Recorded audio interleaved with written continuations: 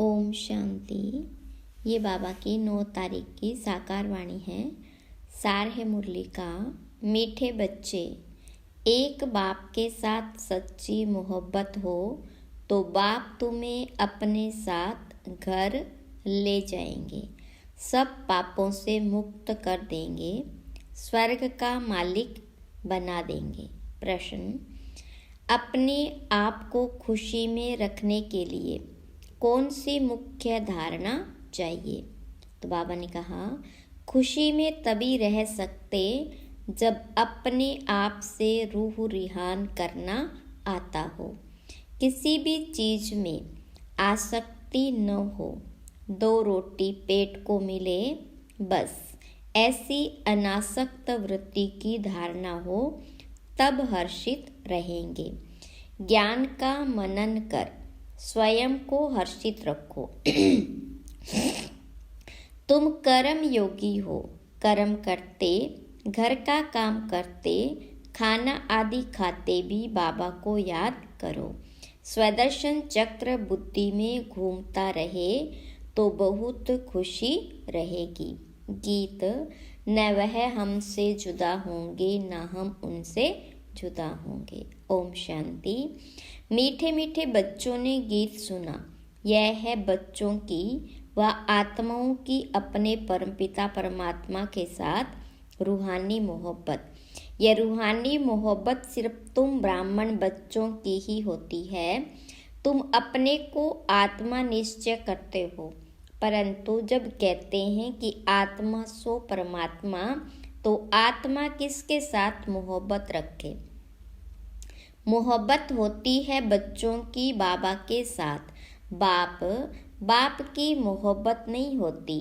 अभी तुम समझते हो हम आत्माएं अपने परमपिता परमात्मा के साथ मोहब्बत जोड़ रही है। यह मोहब्बत ही तुमको साथ ले जाती है। तुम रूहानी मोहब्बत बाबा के साथ रखते हो तो तकलीफ भी सहन करनी पड़ती है। सारी दुनिया घर के भांति आदि सब दुश्मन बन जाते हैं। बच्चों को समझाया है कि पतित पावनी गंगा नहीं है।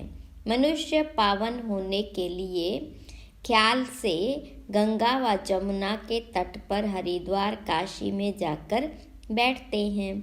मुख्य स्थान यह 2 है। कहते हैं, हे पतित पावनी गंगा।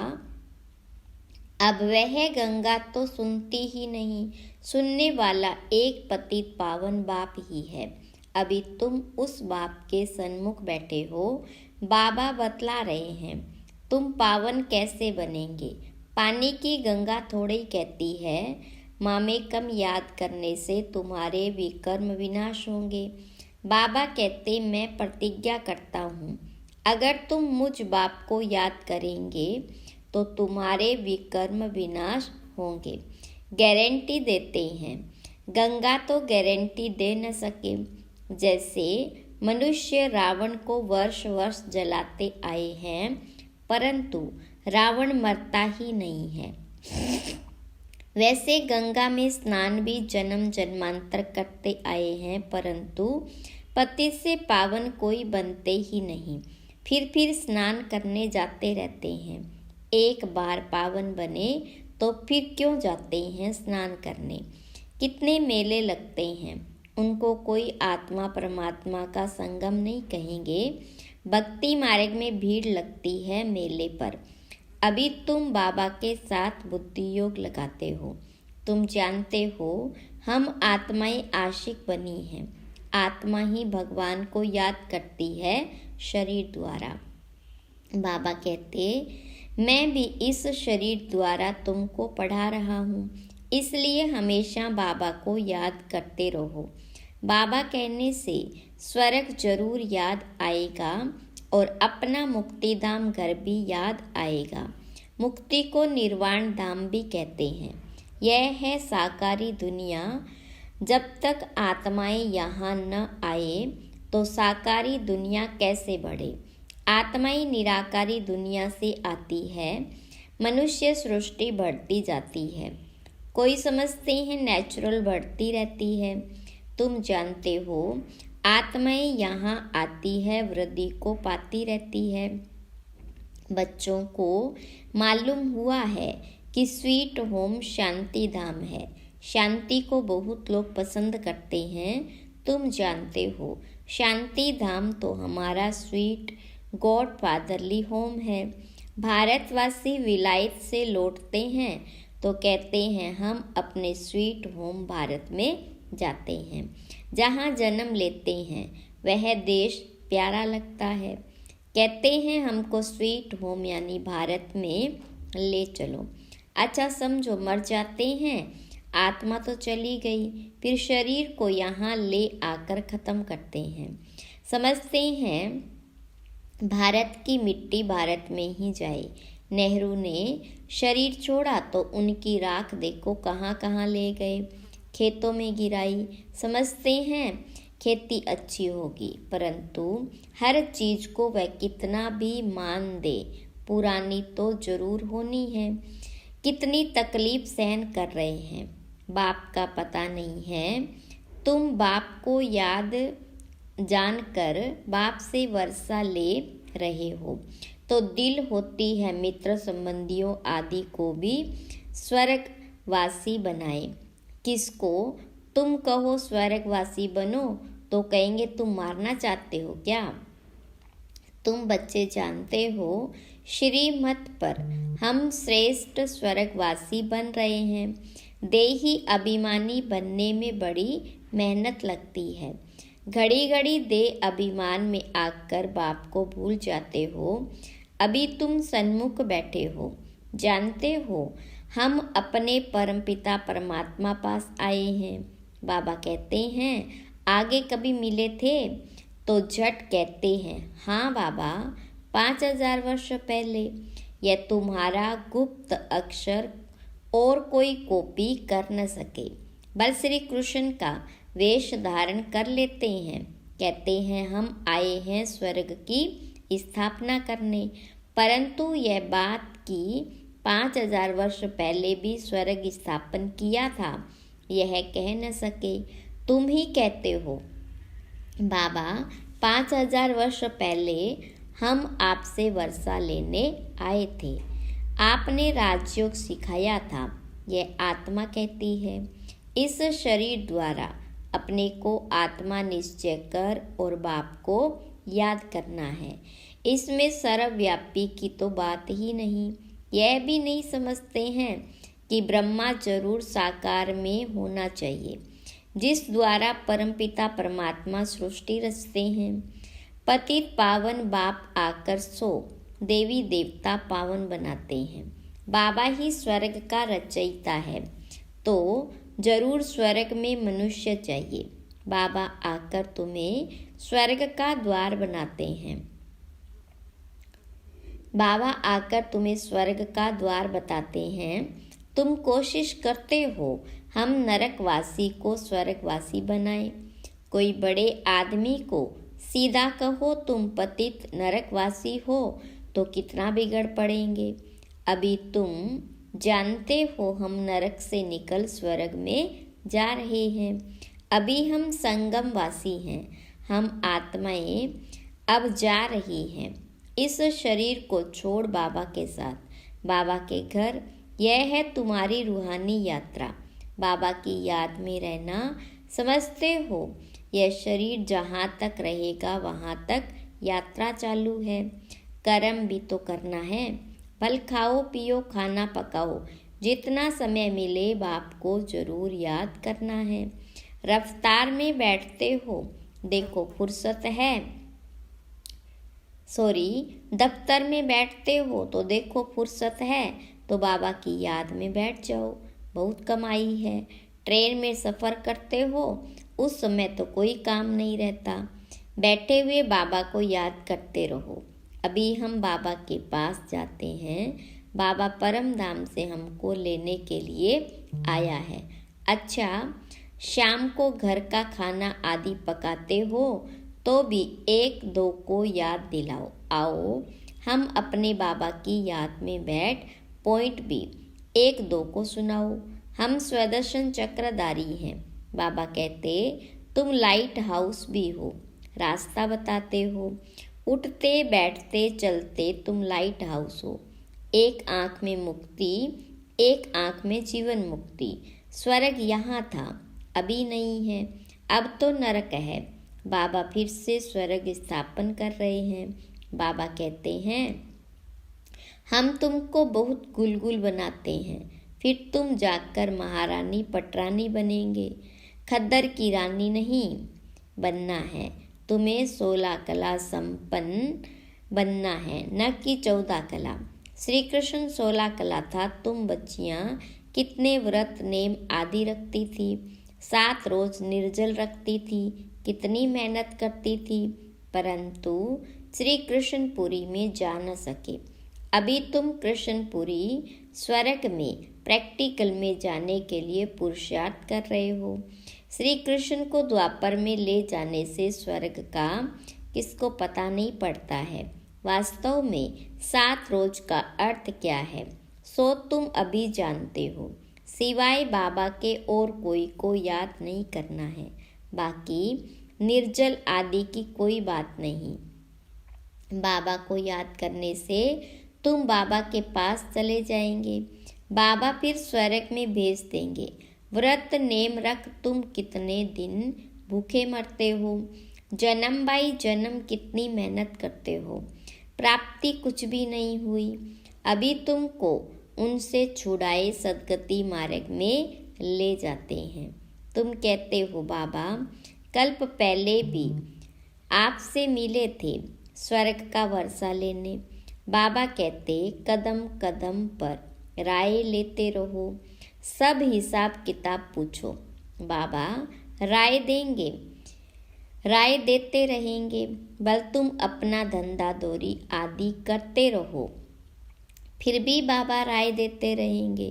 देखेंगे यह बहुत धंधे में घुस पड़े हैं तो राय देंगे, क्यों इतना माथा मारते हो, कितना समय तुम जिएंगे। पेट तो 1-2 रोटी मांगता है, उनसे गरीब भी चलते हैं तो साहूकार भी चलते हैं। साहूकार लोग अच्छी रीति खाते हैं, फिर रोगी भी बनते हैं।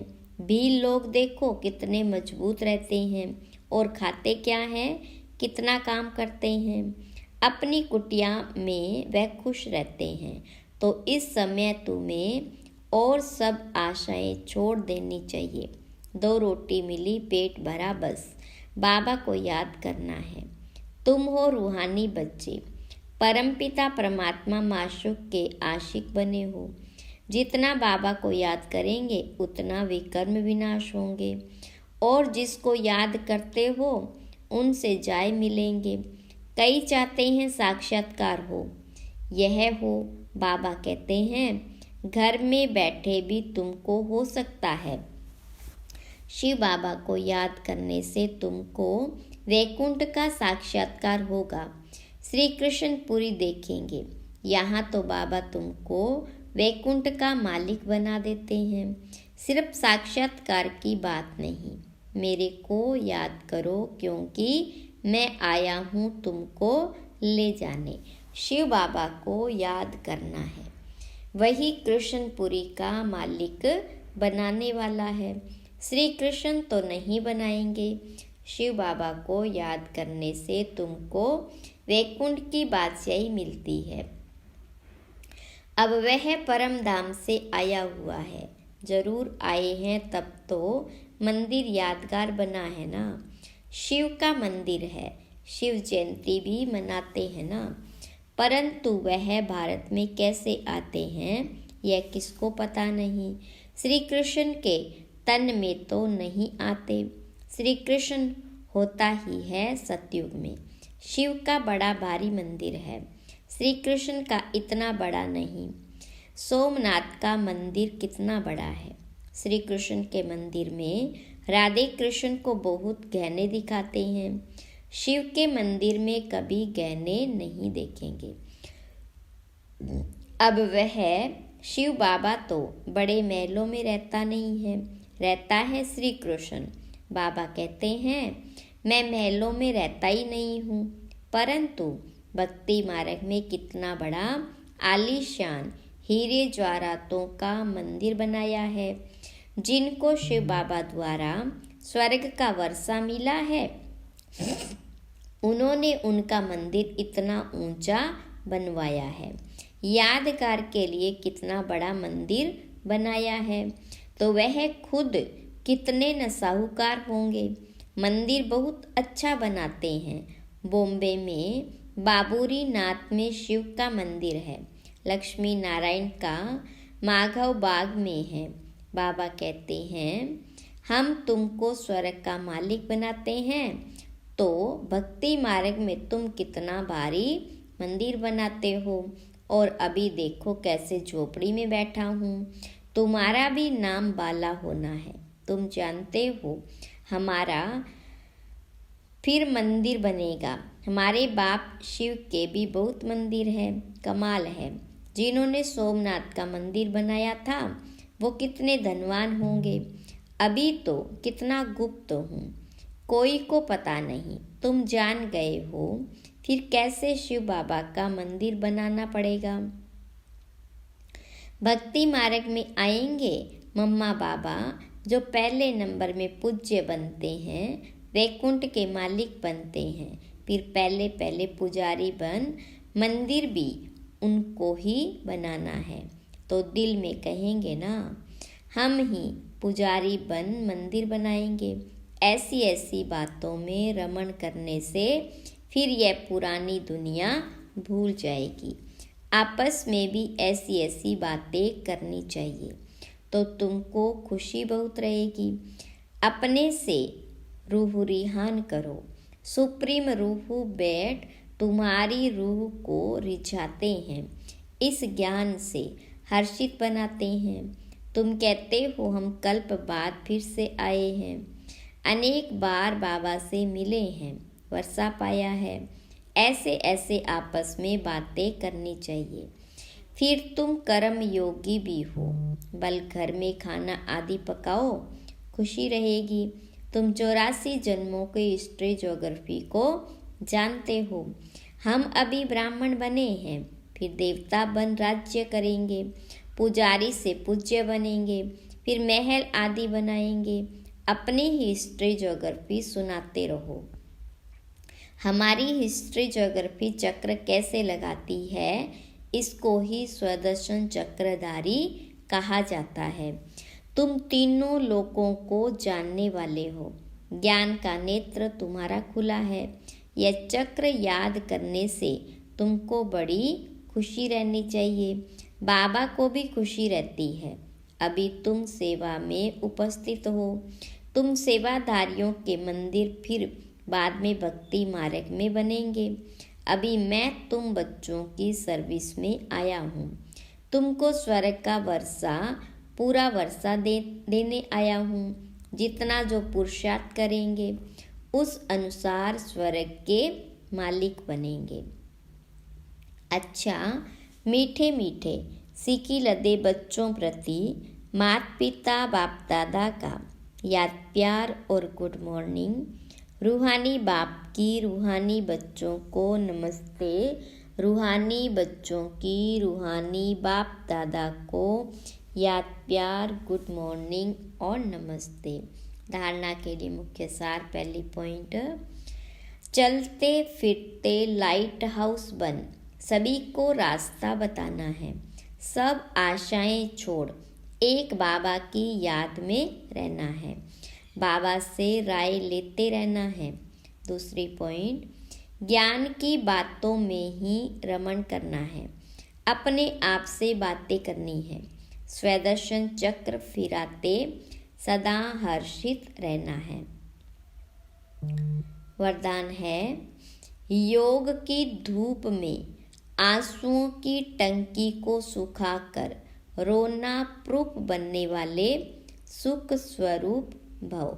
विस्तार है, कई बच्चे कहते हैं कि फलाना दुख देता है इसलिए रोना आता है, लेकिन वह देते हैं, आप लेते क्यों हो? उनका काम है देना, आप लो ही नहीं। परमात्मा के बच्चे कभी रो नहीं सकते। रोना बंद न आँखों का रोना न मन का रोना, जहाँ खुशी होगी वहाँ रोना नहीं होगा। खुशी व प्यार के आंसू को रोना नहीं कहा जाता। तो योग की धूप में आंसुओं की टंकी को सुखा दो।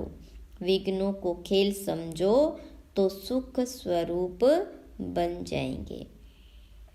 स्लोगन: साक्षी रहकर पार्ट बजाने का अभ्यास हो तो टेंशन से परे स्वतः अटेंशन में रहेंगे। ओम शांति।